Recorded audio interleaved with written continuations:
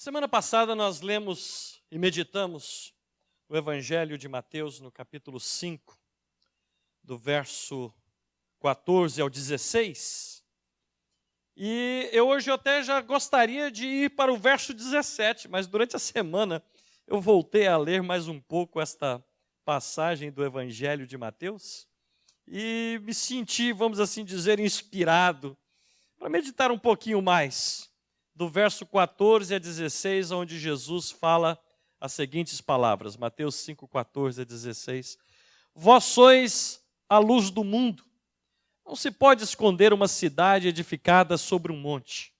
Nem se acende a candeia e se coloca debaixo do alqueire, mas no velador, e dá luz a todos que estão na casa. Assim, resplandeça a vossa luz diante dos homens, para que vejam as vossas boas obras e glorifiquem a vosso Pai que está nos céus. Senhor, mais uma vez queremos dar-te o nosso louvor, a nossa gratidão e adoração, porque na realidade tudo aquilo que temos e que somos provém da tua graça e da tua misericórdia. Agora te pedimos também, Senhor, que mais uma vez a leitura das Escrituras possa de fato abrir a nossa mente e o nosso coração para compreender a tua palavra, a tua vontade. E que em nome de Jesus, ao compreendermos, possamos vivê-la de acordo com a tua vontade, para em tudo te agradarmos. Te oramos em nome de Jesus. Amém. Amém. Podem tomar os seus assentos, por favor? Na semana passada, quando nós meditamos a respeito de sermos luz do mundo, que Jesus declara que nós, seus discípulos, somos a luz do mundo, eu enfatizei muito bem claramente que nós somos a luz do mundo, não a luz da igreja. Ok?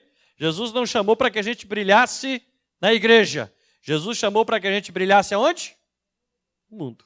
Vós sois a luz do mundo. Então essa é uma coisa muito importante que nós já temos que pensar e colocar no nosso coração. Mas preste atenção também que quando nós meditamos que Jesus nos fala que nós somos a luz do mundo, em vários sentidos isso pode ser usado, e eu falei que é importante entendermos que nós, como luz do mundo, a luz não provém de nós mesmos. Concordam comigo? Foi isso que nós meditamos na semana passada. Porque, na realidade, nós somos, na ilustração até que eu usei, na metáfora que eu trouxe para dentro do texto, imaginemos que tem o sol e tem a lua. A lua, quando brilha, está cheia, aquela luz não é dela. A lua não tem brilho, a lua não tem luz. A lua, quando está brilhante, aparentemente clara, parece uma prata brilhante, é por causa da luz do sol que é refletida nela, e assim ela pode ser vista como lua e pode trazer luz mesmo à noite mais escura. Quando nós temos ali aquele brilho da luz, é até interessante, quando a lua está cheia, até a escuridão fica menos escura. A lua reflete aquela luz do sol, não é luz própria. Quando Jesus diz que nós somos a luz do mundo, não é porque nós brilhamos em nós mesmos, mas a luz que brilha em nós é a luz de Jesus Cristo. Porque o Evangelho declara, e nós vimos também isso na semana passada, só estou trazendo um pouquinho da semana passada para a gente continuar hoje. O Evangelho declara que a região que estava em trevas viu uma grande luz. E sobre quem o Evangelho está falando? De Jesus. Jesus é a luz que brilha e que ilumina. E nós, como seus discípulos, devemos ser como a lua que reflete a luz do sol, mas nunca como a lua que se intromete à frente do sol. Porque quando a lua se intromete na frente do sol, o que acontece? Além dela tampar o brilho do sol, o dia se torna escuro e ela não reflete mais luz. Da mesma maneira, nós, como igreja de Jesus, devemos entender que refletimos uma luz, mas não uma luz que é própria nossa da igreja. Nenhuma igreja tem luz em si mesma. A luz que a igreja reflete, a luz que nós, como discípulos de Jesus, refletimos, deve ser a luz de Cristo que brilha em nós. Não é a luz própria. Se a igreja quiser trazer luz própria para o mundo, sabe o que vai acontecer?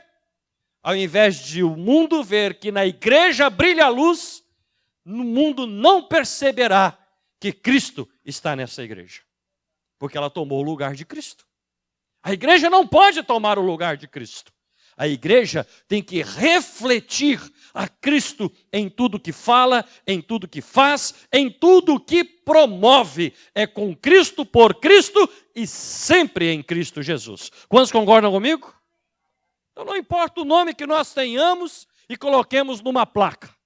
O que importa é que esta igreja deve refletir, deve ser luz no mundo, mas a luz que provém de Jesus Cristo. Muito bem, isso nós meditamos mais na semana passada. O que eu gostaria de trazer, que ao meditar um pouco mais dessa palavra, eu percebo que seria interessante para a nossa meditação e uma instrução para a nossa vida hoje. 3 lições interessantes que a gente pode extrair aí. Em primeiro lugar, que é próprio daquilo que Jesus mesmo já falou. Ninguém acende uma lanterna, uma lamparina, uma luz e coloca ela debaixo de algo. Ninguém pega uma lanterna, acende uma lanterna e coloca ela dentro da gaveta. É ou não é verdade? Ninguém edifica uma cidade e ali aquela cidade vai ficar escondida. Assim como uma luz que brilha, todos vão ver. Assim como uma cidade construída sobre uma montanha, todos hão de ver. Quando Jesus diz que nós somos a luz do mundo, é para sermos vistos mesmo. Ok? Parece que a princípio eu estou indo contra o que eu falei na semana passada, o que eu comecei falando hoje. Não estou indo contra. Preste atenção. Jesus disse, vós sois a luz do mundo. E Jesus espera que o mundo veja quem? A igreja. A nós. Mas quando o mundo ver nós, a igreja, o que a igreja tem que fazer? Dizer, mas aquilo que vocês veem em nós, não é de nós mesmos. Aí nós mostramos Jesus. O mundo verá Jesus através da igreja. Olha que missão importante que cada um de nós, como discípulos de Jesus, como igreja de Jesus, e que responsabilidade nós temos. O mundo só pode ver a Cristo por meio de nós, a igreja. Sabe por quê? Porque o mundo não percebe a Cristo se não for por meio da ação da sua igreja, de cada um de nós. Se nós ficarmos iguais ao mundo, o mundo não verá Cristo em nós. Porque ele vai dizer, não vejo diferença entre lá e aqui. Mas se formos diferentes, mas uma diferença que seja meramente da igreja, que não seja a diferença de Cristo em nós, através de nós, o mundo também não identificará a Cristo. Identificará somente uma comunidade, um grupo religioso, mas não ainda verão a Cristo.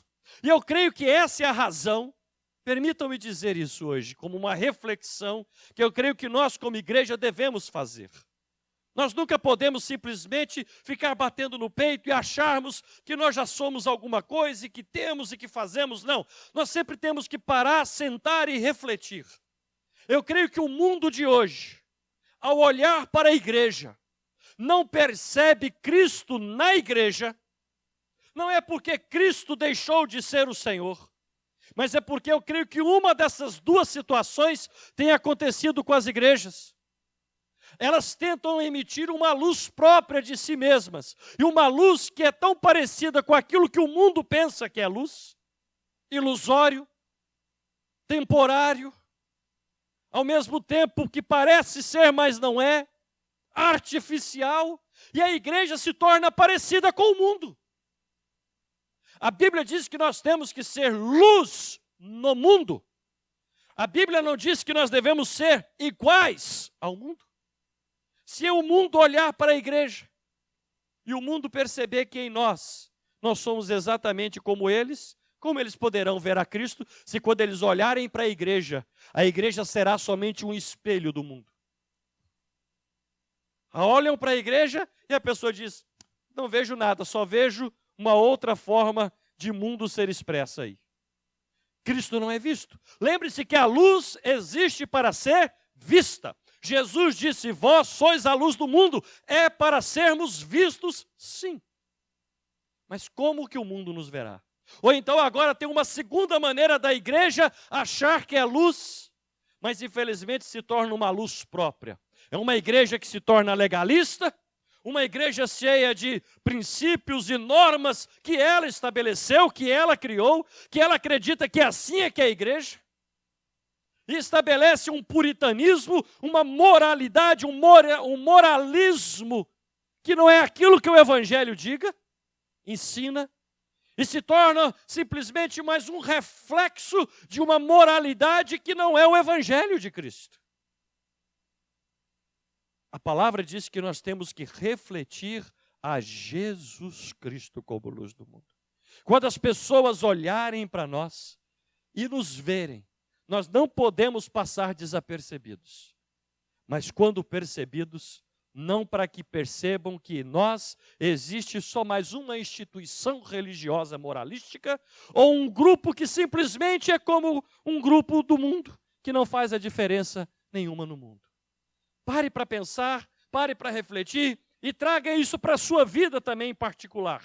Apesar de Jesus falar no plural para nós, seus discípulos, mas nós somos, particularmente cada um de nós também, discípulos de Jesus. E pare para fazer a seguinte pergunta para você mesmo: quando eu estou no mundo, como o mundo me vê? Quando eu estou no mundo, como o mundo me vê? Essa é uma pergunta que cada um individualmente deve fazer. E agora, coletivamente, nós devemos perguntar, nós, hoje, esta igreja que está plantada nesta esquina de uma rua de New Bedford. Quando as pessoas que estão aqui ao nosso redor, se eles nos veem, como é que eles nos veem? Ou será que nos veem?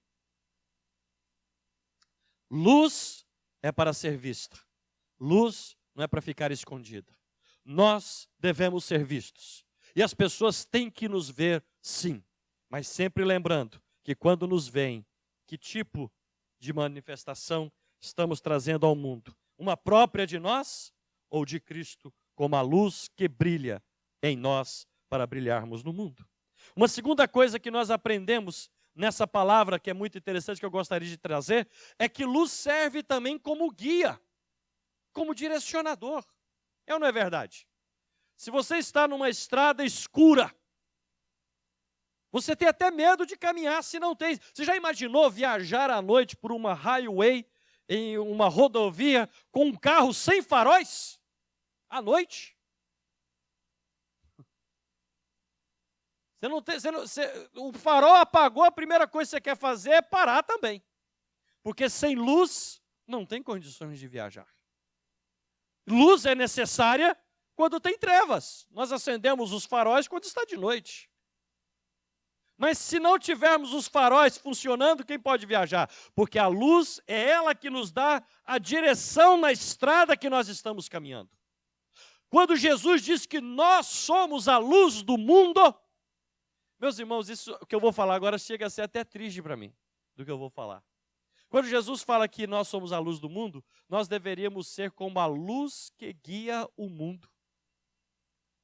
Mas se a igreja pensa que como a lua pode refletir sua própria luz e entra na frente do sol e provoca um eclipse, e aí a luz não brilha mais, quem vai dar valor à lua desse modo?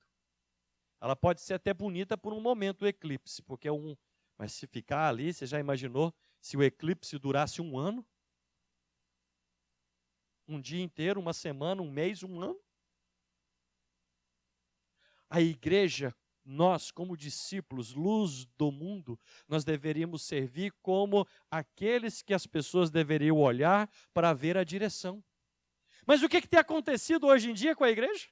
A igreja está tão comprometida com o mundo, ou tão alienada do mundo, que o mundo ignora a igreja. Vocês perceberam o que eu disse? Eu fui claro? Não estou chamando vocês de pessoas que não entendem, eu quero saber se eu fui claro. Eu sei que vocês me entendem bem porque vocês são inteligentes. Agora, às vezes eu tenho medo de dizer se eu não fui claro quando eu falei. Eu vou repetir. Mas se a igreja se torna parecida com o mundo e não há diferença, está tão envolvida com o mundo que mundo é. Ou está tão alienada do mundo, tão distinta, mas no sentido de estar isolada, que também nem o mundo a percebe. Não a percebe porque está misturada, ou não a percebe porque está isolada. Nós deveríamos estar no mundo como aquela pessoa, você, eu, cada um de nós, na sua casa, na sua família, no seu trabalho. Você e eu deveríamos ser as pessoas que alguém deveria vir no momento mesmo de necessidade. Olha, eu estou passando por uma dificuldade. Será que você pode me ajudar? Mas o que tem acontecido com a igreja? Alienada ou misturada?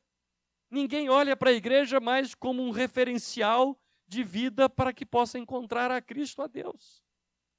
Por quê? Porque ou vai chegar e não ver diferença, ou vai chegar e achar que aquilo é só um grupo religioso moralístico que não se interessa por suas necessidades de fato. Não serve como referencial.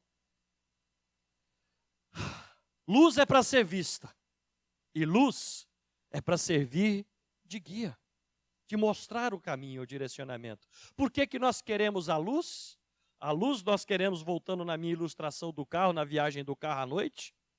Eu quero o meu farol do meu carro funcionando, porque eu tenho uma jornada, eu tenho uma viagem. E a luz vai me mostrando por onde eu tenho que ir dirigindo o meu carro para chegar ao meu destino final. A luz serve para guiar pelo caminho. Assim como nós devemos ser luz para ser vista, luz para ser como guia, para que as pessoas vejam que o caminho é Cristo e o objetivo da nossa jornada também é Cristo Jesus. A igreja tem que ser esse farol, a igreja tem que ser essa luz. E a terceira ilustração que eu gostaria de trazer dentro dessa mensagem. Número 1, luz é para ser vista. Diga para quem está do seu lado, seja visto. Ok? Seja visto. Luz é para ser visto. Ninguém coloca uma candeia sobre o velador para ser escondido, debaixo. Luz é para ser vista. Agora você disse assim de uma forma, parece que com medo de dizer para quem estava do seu lado. Diga para quem está do seu lado, seja visto. Ok. Mas quando nos verem, vamos fazer o quê? Dizer, olha como eu sou bom, olha como eu sou fantástico. Não. Vamos olhar para nós, e quando olharem para nós, mas olhe o que eu estou dizendo, eu estou apontando o caminho. O caminho é Jesus e o destino final é Jesus. Luz é para ser vista e para ser direção na vida. Diga para quem está do seu lado então, seja a luz que dirige quem está ao seu redor. Você está com medo de falar isso para o seu irmão ou a sua irmã? Vamos falar isso com mais convicção? Seja luz para dirigir quem está ao seu redor. Ah, ficou bem melhor. Terceira coisa, luz para ser vista, para dirigir, mas luz também serve de uma espécie de advertência. E aqui eu me lembro dos faróis, não do carro, mas dos faróis que ficam à beira, muitas vezes, dos mares, a costa, né? É aqui em Massachusetts, é famoso ali na região do Cape Cod, os faróis, não é? Tem gente que gosta de fazer as estradas do Cape Cod para ficar tirando foto e vendo os faróis que tem no Cape Cod, que são muito belos, são bonitos. Mas aqueles faróis estão ali não é para serem bonitos e serem fotografados, não. Eles foram colocados ali com um objetivo. E assim como em vários lugares do mundo existem faróis, que são colocados, aquelas torres, que tem uma luz muito forte, que fica ali em cima brilhando e rodando, para avisar aos navios, cuidado, porque essa região, por exemplo, pode ter rochedos e se o navio bate nas rochas, vai afundar. A luz está ali, é para ser vista, e para servir de advertência. Cuidado, porque senão o navio pode naufragar. Pode bater numa rocha, pode se tornar, aí ele pode num banco de areia e ficar encalhado num banco de areia. O farol está ali para ser uma advertência. Advertência que todos querem. Não é uma advertência que os marinheiros, os capitães de navio rejeitam. Você já ouviu algum capitão de navio dizer, bombeiem aquele farol, destruam aquele farol. Só se ele quiser que outros sejam destruídos também. Eles querem aquela luz como advertência, porque eles sabem que sem a advertência daquela luz, eles podem naufragar, a carga pode se perder e vidas podem se perder também. A igreja deve estar para ser vista como luz, mas também que sirva de advertência. Não é aquela advertência para chamar a atenção dos outros para ser enjoado, mas aquela advertência que mostra a realidade da vida e a importância do que significa viver o Evangelho de Jesus Cristo, a começar com cada um de nós. Advertência. Advertência não para simplesmente chamar a atenção, advertência não simplesmente para, como no sentido de reprovação, mas advertência para dizer, olhe os riscos da vida. Olhe as circunstâncias nas quais nós podemos nos entremear se não tivermos a segurança de Cristo na nossa vida. É para isso que nós servimos como igreja. Agora, muitas vezes muitas igrejas pensam que são igreja porque fazem muitos eventos dentro dela mesma. É importante nós termos programações, não estou falando contra, é importante. É bom nós termos esses momentos que nós fazemos coisas entre nós, é que tem um culto como esse, isso é uma coisa muito interna nossa. A gente está tentando colocar mais público, né? Colocar na televisão, no Facebook, colocar em YouTube, para ver se alcança um pouco mais. Mas muitas vezes isso ainda continua muito interno, muito fechado. A gente gosta dessa luz que brilha aqui dentro, mas é uma luz interna. E Jesus espera que esse brilho exploda e vá ao redor e alcance ao mundo, para sermos vistos como guias, para sermos vistos como uma voz de advertência a um mundo que está caminhando em direção à morte, como diz o sábio, autor dos provérbios, há caminhos que ao homem que parecem ser bons, mas no fim destes caminhos está o quê? A morte. Só um farol pode advertir o navio. Você está achando que esse caminho está bom? Mas se você continuar nessa rota, do jeitinho que você está, você vai afundar. A igreja tem que se levantar para dizer ao mundo, o caminho sem Cristo, o caminho sem Deus, leva à morte e à destruição. Mas o mundo não quer somente ouvir, precisa de ver em nós que isto é verdade. Que isso não é uma declaração religiosa, mas é uma verdade de vida. Mas veja que eu estou dizendo tudo isso e aqui eu quero trazer essas 3 aplicações em uma coisa final que o próprio Senhor Jesus fala. Vós sois a luz do mundo, assim resplandeça a vossa luz diante dos homens. E aí Jesus nos fala no verso 16, e aqui que eu quero trazer a todos nós para essa parte. Verso 16. Assim resplandeça a vossa luz diante dos homens, para que vejam as vossas boas obras e glorifiquem a vosso Pai que está nos céus. Entenderam quando eu falei que temos que brilhar, temos que ser vistos, mas no final não é para que as pessoas nos aplaudam? Existe aquilo que certa vez eu li em um livro, eu achei muito interessante a expressão do autor. Bondade teatral. O que é bondade teatral? Alguém faz algo bom, prepara as câmeras, prepara os holofotes, e todo mundo bate foto, e todo mundo vê, e todo mundo diz, nossa, como essa pessoa faz bem essas coisas, hein?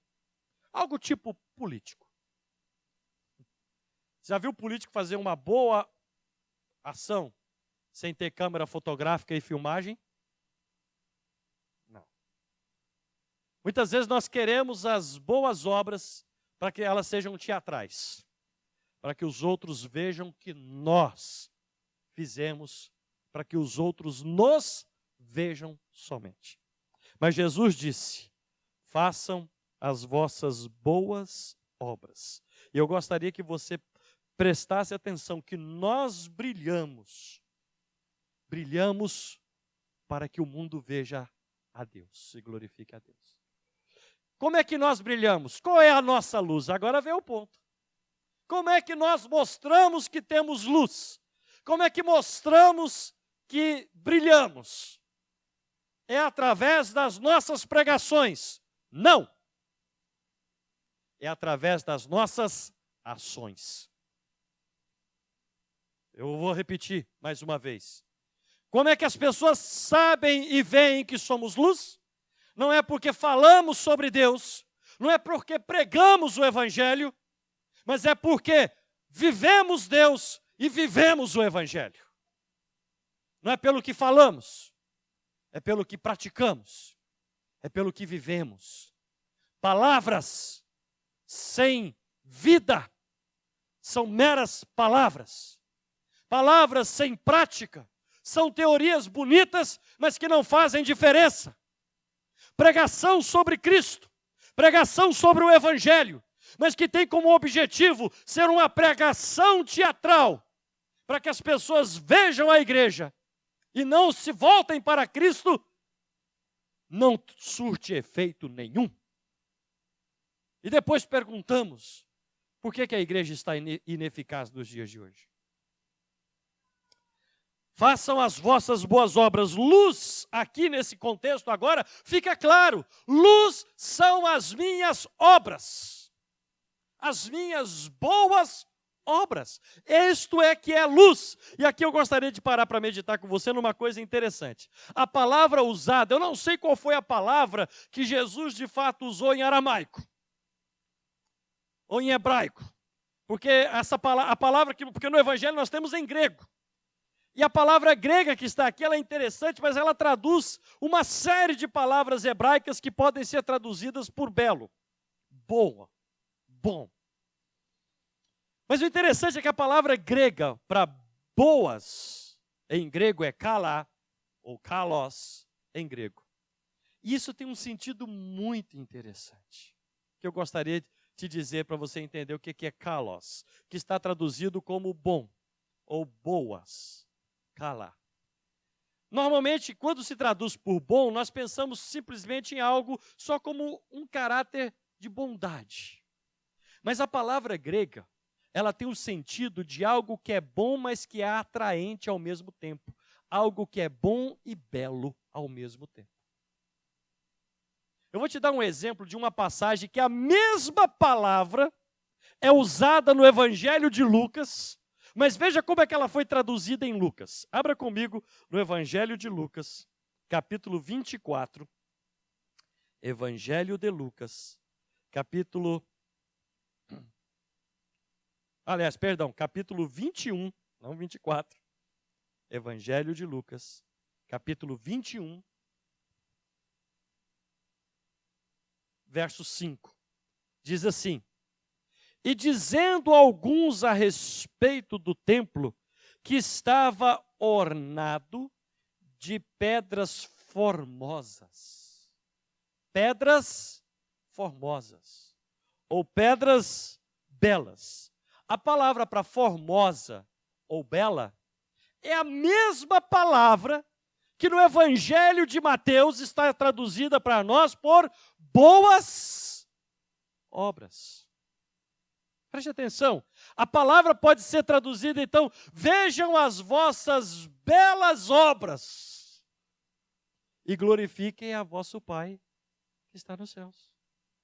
A beleza das nossas ações, a bondade das nossas ações, tem que ser algo que seja então o quê? Atraente. Você já notou o que nós definimos por algo que é belo? Algo é belo segundo o nosso olhar ou segundo o nosso ouvir, concordam comigo? Quando nós vemos uma bela cena da natureza, aquilo nos atrai o olhar, não é verdade? E você diz, como isso é bonito. O pôr do sol, como é bonito o pôr do sol. E a pessoa fica parada só observando o pôr do sol. O belo é aquilo que nos atrai. É aquilo que nos cativa, é aquilo que chama a nossa atenção e nos prende para ouvirmos. É tão interessante quando nós ouvimos uma música, que nós gostamos daquela música, que é boa ao nosso ouvido, a gente chama isso de música bonita, que música bela, porque aquilo chama a atenção da minha audição, do meu ouvir. É ou não é verdade? Jesus disse, a palavra que o evangelista usou para traduzir a expressão de Jesus, que nós devemos fazer obras que sejam vistas diante das pessoas, elas devem ser obras que sejam boas e atraentes. Boas e atraentes. Agora a pergunta que eu faço para cada um de nós. Nós como discípulos de Jesus, nós como igreja de Jesus, quando nós fazemos algo, isso glorifica a Deus? Ou isso gera no mundo algo que quando vê em nós uma certa palavra de desprezo ao Evangelho? Porque as nossas ações foram más, foram horrorosas. Quando nós fazemos algo que agora é belo e atraente, as pessoas são atraídas. Mas nós queremos que elas fiquem atraídas a nós? Ou queremos que as nossas boas obras, boas e belas, atraentes obras, levem a pessoa a Deus, a Cristo? E glorifiquem não a obra, mas a Deus. Eu fico imaginando, quando nós vamos, às vezes, em um museu, e ali tem obras de arte, belas obras de arte.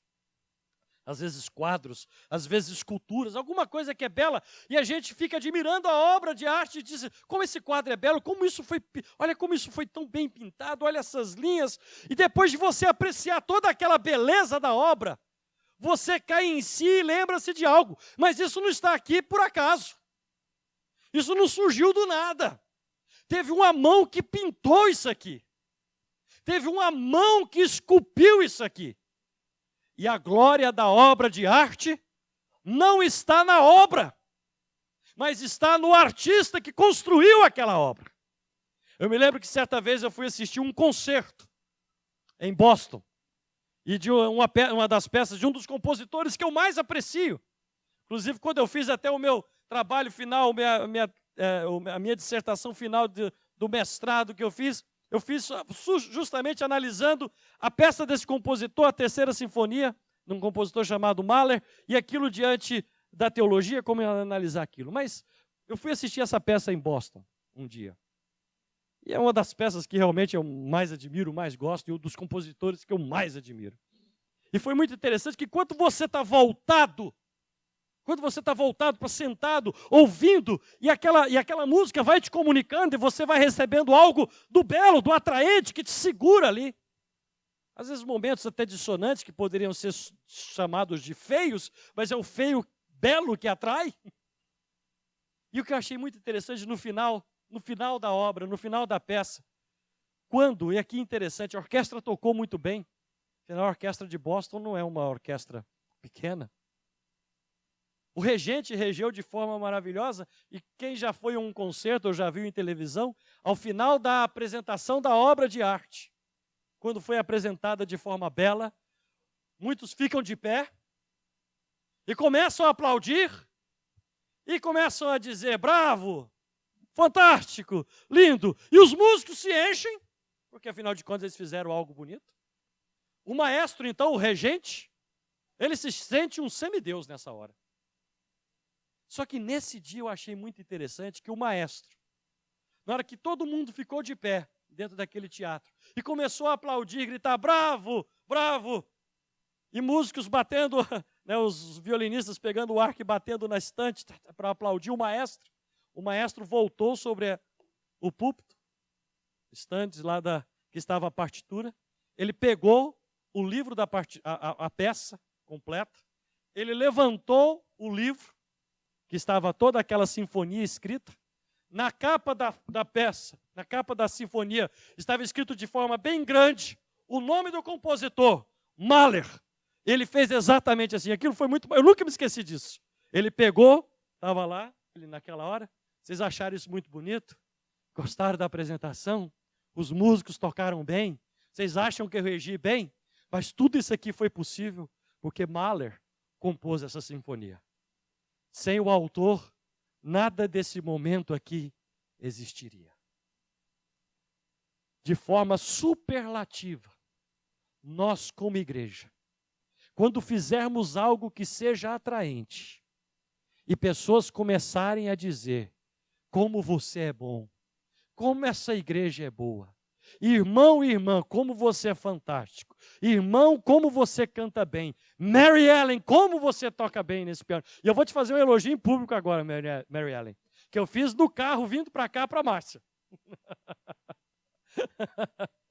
Quando a gente estava vindo e ouvindo algumas das músicas que iam ser tocadas e cantadas aqui no culto hoje, eu falei assim, gente, esse é a versão original do CD. Eu prefiro ouvir a Mary Ellen cantando esse hino.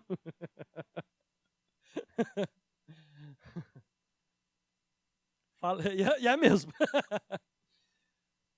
Mas o que eu quero dizer é que quando eu disser assim, Mary Ellen, eu prefiro ouvir você cantando do que o próprio cantor do CD cantando, a cantora do CD. Ou quando alguém até dizer assim, pastor, obrigado pela palavra, obrigado pela mensagem, a pregação, foi bela, foi boa, não sei o que você vai dizer. Mas no final, todos nós devemos lembrar, eu como pastor, Mary Ellen como musicista, você como pessoa que está nessa igreja, que não está aqui só para sentar numa cadeira confortável e ouvir algo e ir embora. É para que façamos boas obras, que sejam vistas. Que as pessoas vejam que a Igreja Evangélica das Nações, dessa esquina de New Bedford, que ela seja vista. Eu quero que a nossa igreja seja vista. Eu quero que você, como discípulo de Jesus, que faz parte desta igreja, lá na esquina da sua casa, as pessoas vejam a sua casa, as pessoas te vejam. Eu quero que nós sejamos vistos. Mas para que depois, quando disserem lindo, maravilhoso, bravo, fantástico, como aquele maestro, Benjamin Zander, me lembra até o nome dele, virou a partitura e disse, tudo isso é por causa de Mahler, que nós possamos dizer de uma forma superlativa, tudo isso é por causa de Deus, é por causa de Jesus Cristo, porque sem Cristo, porque sem Cristo, o mais belo se torna sem vida e sem luz. Vejam as vossas boas obras, que são belas e atraentes, e glorifiquem a vosso Pai que está nos céus. Jesus foi tão fantástico, que ele nem disse para que me glorifiquem como meus discípulos, que glorifiquem a vosso Pai que está nos céus. Fiquemos de pé nesse instante. Curva a sua cabeça, feche os seus olhos nesse momento. Ah, Senhor, estamos aqui reunidos como tua igreja nessa hora, como teu povo, Senhor, para declararmos as tuas maravilhas entre nós, mas para que isso nos inspire, para que sejamos vida e luz no mundo que está lá fora. O que adianta nós nos aplaudirmos internamente, mas o mundo não ouvir e não saber e não ver as boas obras que podemos e devemos realizar. Porque estamos em Cristo. Como o apóstolo Paulo, nessa hora, nós podemos dizer que todas as coisas são possíveis. Tudo posso naquele que me fortalece. Mas para que o mundo veja, não o que fazemos somente, o que somos, o que podemos. Para que o mundo não fique atraído a nós, quando forem atraídos pelas nossas boas obras.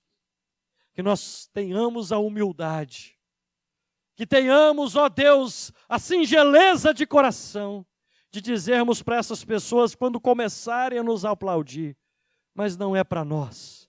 Toda a honra, toda a glória é ao Senhor. Não a nós, mas ao teu nome da glória. Que o mundo sim nos veja, que o mundo sim seja atraído por aquilo que fazemos, mas que quando chegarem até nós, que apontemos Cristo, que nos leva à presença de Deus. Cristo em nós, esperança da glória. Cristo em nós, igreja viva e eficiente. Cristo em nós, igreja que será vista, mas que dará glória ao nome do Senhor.